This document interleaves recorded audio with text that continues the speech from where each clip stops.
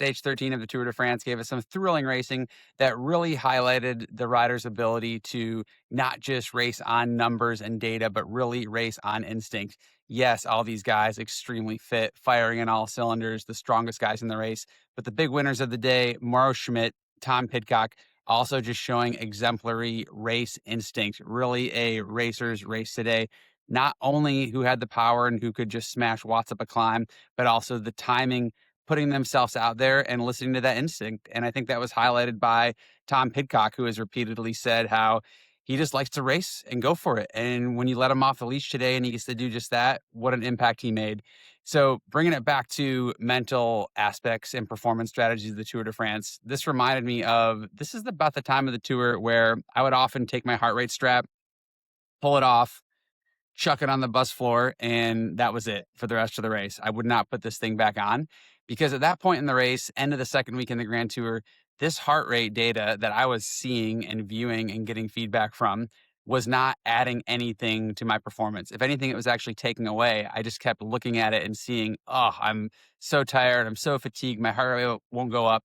And so at a certain point, I realized, all right, if it's not helping me, if it's not making me better, I'm getting rid of it. I never liked how those things felt in terms of my breathing too. So my coaches didn't always like it. They wanted that data. The data is important. Data isn't everything, but everything is data, as Alan Lim says.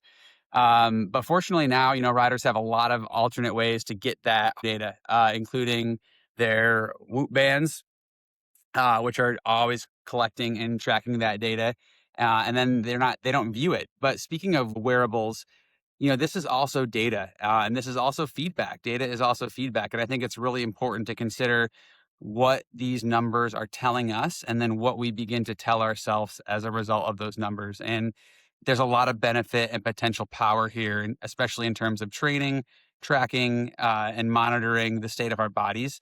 But we have to ask ourselves in these moments of competition, when does the value in that end and when do we just need to rely on our feeling and our instinct and how we feel? More important than saying, do look at it, don't look at it, I think is having a really deliberate design of when, how, and why we are viewing all of this data because it all is feedback. And the numbers and the stories that these devices and these metrics tell us, they also influence the way we speak to ourselves and the stories we start to tell ourselves, which is essentially self-talk. And that's another topic I'll go into a little more at another time. But wanted to take this chance after we saw this real aggressive instinct-filled racing to just bring it back to that instinct away from the numbers and how important it is to deliberately design when and how we're viewing and using the numbers and when we put it aside and when we just go with instinct like Tom Pidcock and Mauro Schmid did today. So quick one for you today. Hope you're enjoying following along, and I'll have some more of these for you as we get into the second weekend of the tour.